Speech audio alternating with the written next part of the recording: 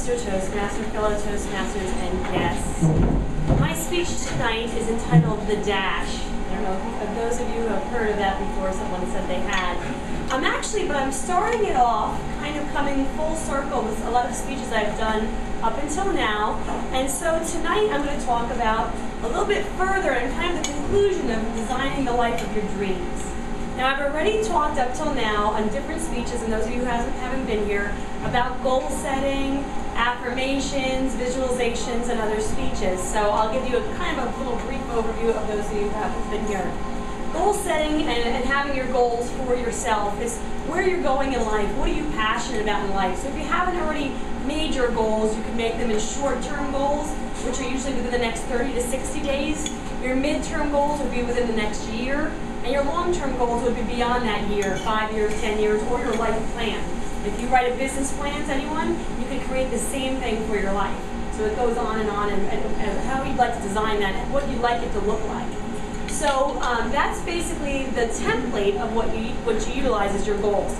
Now, with those goals, they need to be written. So when you have those columns of 30-day goals and midterm goals, long-term goals, they do need to be written down, and there is factual information about how that's more sinks into your subconscious mind. But I'm not going to go into too much detail with that since I did that in other speeches. Now, the next thing you want to do with those goals is you want to create a visualization board.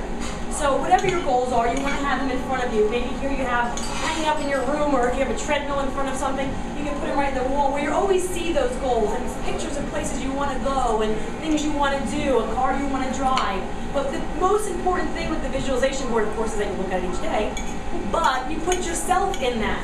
So if you see a car there that you'd love to drive that Neil will sell us, you need to see yourself in that car. You could cut out a picture of yourself if you're not as creative in your own mind and just plate yourself in the car. It might make you laugh, but it puts that in your mind. And so when you do get that car from Neil, you've already been there, you've already driven that car, you've already done those things. So I have talked about that in another speech a little bit further in detail. Now the last step would be your affirmations. You want to say daily affirmations about these goals. Now, I have a beautiful BMW convertible, and I love it.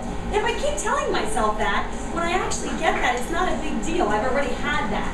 And so that's the whole idea. The whole idea is that the goal is, I'm like, oh my God, I just got on a national talk show. It's like, no, I've been working for that, or thinking, or visualizing, and imagining that my whole life.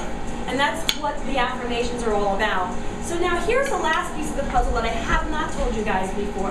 And that's basically the risks versus the rewards. And what is that? Now for this speech on page 48 in your manual, you don't have to go there now, but that has Maslow, he's a famous, Abraham Maslow, famous psychologist. He talks about the 5 basic needs of each person. And the main categories are physiological. That would be your food, your shelter, you need water, you need sleep and warmth. The second one would be safety needs, security, stability, protection from harm, structure in your life, orderliness. The third one is belonging and love. Now everyone needs that to some extent, and that they talk about that as far as being acceptance, being part of a group. Why are we all here? We're part of Toastmasters. That's part of that belonging and love, affection. The number 4 is your esteem, your self-esteem, your self-respect, your self-confidence in yourself. And number 5 is self-actualization, and that's really when it comes full circle, because that is when you have realization of the potential that you had in your life. Most people know they have potential. Their parents tell them, or if they don't tell them, they know themselves. Grace knows herself what her potential is. Whether or not she gets along with her mother, she knows where she's going. She knows she's got that potential to get where she wants to be. That's coming full circle when you have self-actualization and self-fulfillment. So now, what are those risks versus the rewards? What can you do with page 48 in your manual before you get to speech 10 or after? Go through each of those 5 categories, and circle the ones that are really your top priority. I mean, if you're somebody who really desires security and stability in your life, like my mother-in-law does, she says, stay put, stay in New Jersey, stay here. She really feels passionate about that.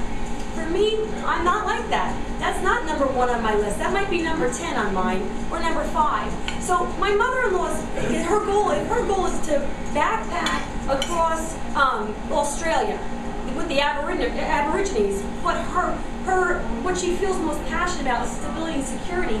It's kind of like oil and vinegar. She really can't have both. Because she's not going to be secure walking across a desert with no food and water and no place to live, but she'll always feel that turmoil in her body. I feel like I want to go backpacking, but I can't leave home because I feel secure here. So that could be what's happening to some people in their lives when they're not reaching their goals. They've got this yin and yang fighting against each other. So that's a good example. And the way to figure that out is go through Maslow's 5 needs, basic needs, and look and see what's important to you and put your goals up against that and see why you are or are not achieving some of those goals. So what are you most concerned with in your life? That's what you need to decide. You need to answer that with Maslow's details. He gives you, like I said, everything I just told you is in page 48. So I'm going to read to you a little poem, but before that I want to just talk about my grandma who's staying with me. She's 91 years old, and she will tell you she's, what, is she 59 now or 49? 39. Well, our kids are getting older than her, so she keeps bucking up a few years. But she's 91 years old, and she says, you know, she looks at pictures of people, and she goes herself, she goes, my God, I look old.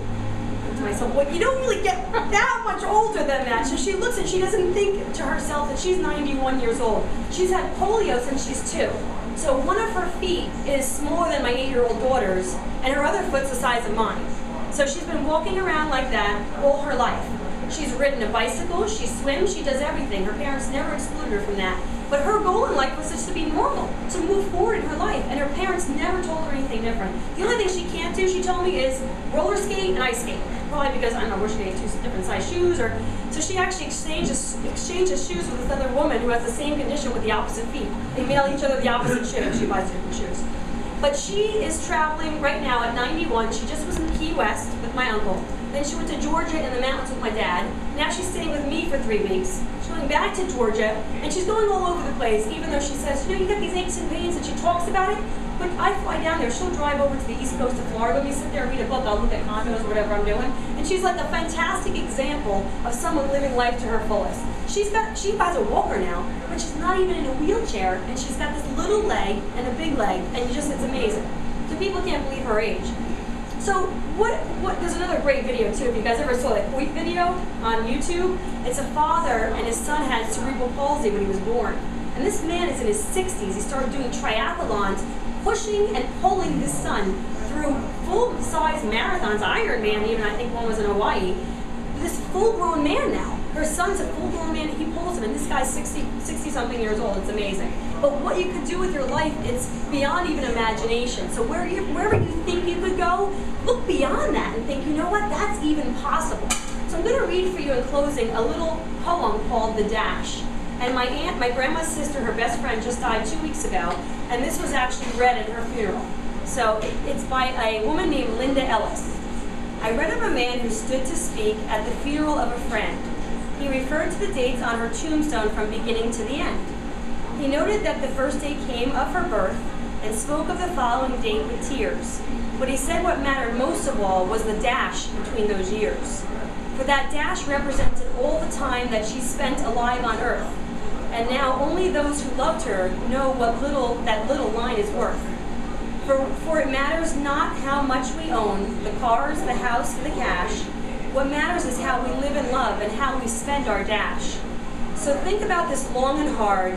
Are there things you'd like to change? For you never know how much time is left. That can still be rearranged.